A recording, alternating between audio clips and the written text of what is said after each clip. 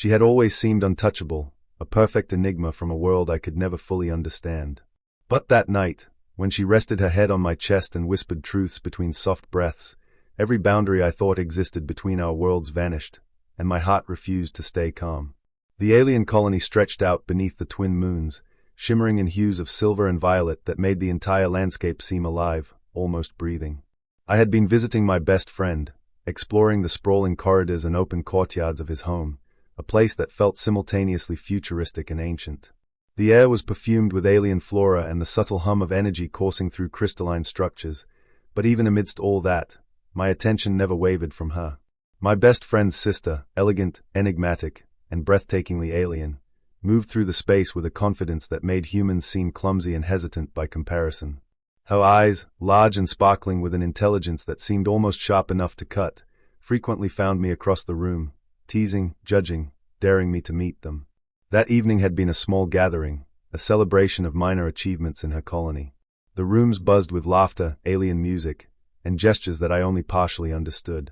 I tried to imitate the movements, laugh at the right moments, but my human awkwardness felt painfully obvious. She noticed. Of course she noticed.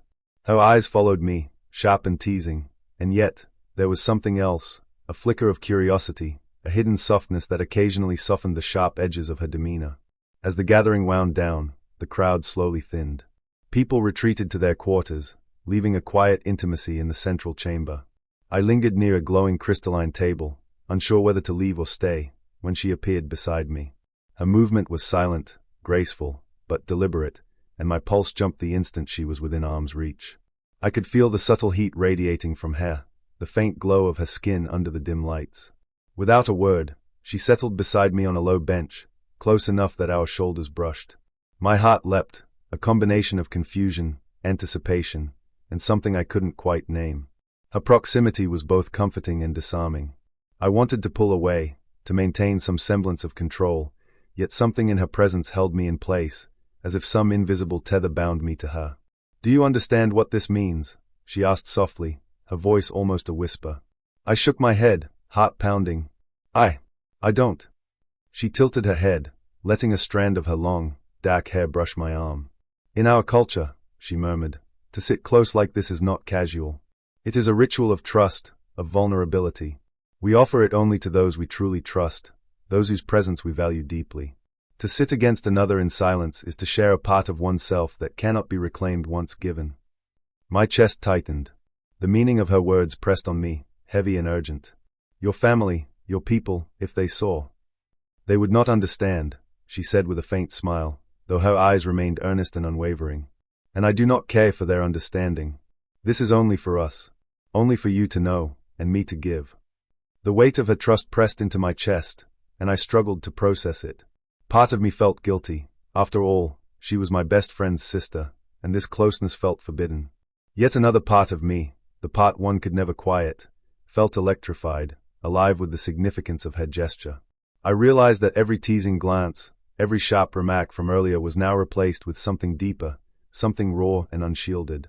You're serious," I whispered, voice trembling. "You mean, all of this is intentional?" She leaned slightly closer, until her forehead rested lightly against my shoulder. "Every gesture, every breath, every subtle movement. This is me placing my trust in you. I do not do this lightly. You are different. You carry a human fragility that is rare and precious, yet you endure. You persist when others falter. That is why I allow this closeness." My pulse raced uncontrollably. Her head resting against me, her hair brushing my arm, the faint warmth of her body so close, it was overwhelming. I could feel her breathing, slow and deliberate, and the tremor in her hands as she tentatively rested them on my lap. I realized that this ritual, this moment, was more than cultural. It was a confession without words, a silent declaration of something she could not fully articulate. I don't know what to say," I admitted, voice barely audible. "I've never been trusted like this, not by anyone." Her lips curved into a subtle, fragile smile, her eyes shimmering faintly. "Then do not say anything. Only feel. Understand that my trust is yours, if you accept it.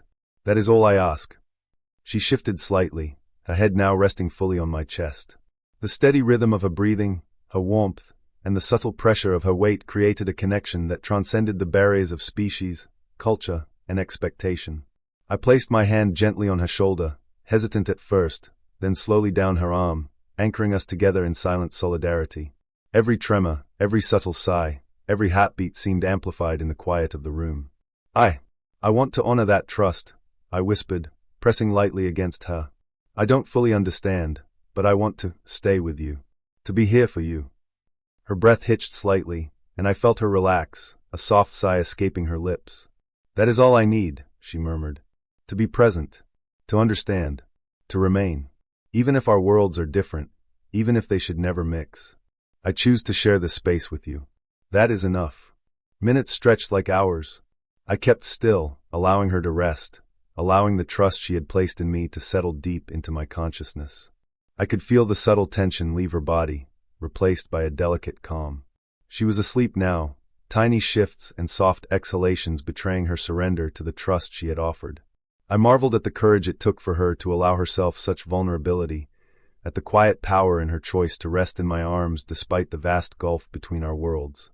For the first time, I understood what she meant by humans being fragile. We were fleeting, often weak, yet capable of astonishing endurance when it mattered. Her act, her surrender, her sleep against me, was not just trust but a recognition of something she saw in me, something uniquely human. And in that moment, I knew that no matter how fragile we were, no matter how impossible our worlds might seem, we had bridged a connection that was real, profound, and enduring. Hours passed unnoticed. The glow from the twin moons shifted across the room, casting delicate shadows that danced over her relaxed form. I remained still, careful not to disturb her, heart pounding with a mixture of awe, respect, and something tender that I could not name. She had chosen to place herself in my trust, and I had accepted, not just the weight of her body, but the weight of her confidence, her hope, her vulnerability. When she finally stirred, blinking sleep from her luminous eyes, I felt a rush of gratitude and relief. She smiled faintly, shyly, acknowledging the connection without words. "Thank you," she whispered, voice soft and steady now, "for remaining, for understanding, even when the worlds say we cannot." I nodded, unsure of my words, feeling the depth of the moment in every fiber of my being. I'll stay," I said, "as long as you allow me." Her smile broadened, warm and luminous. "Then perhaps our worlds can mix, after all," she murmured, leaning closer once more, this time not in ritual, but in quiet companionship. And in that shared silence, amidst the alien glow and the hum of the colony, I realized that we had built something rare and extraordinary, a fragile, enduring bridge across impossible divides.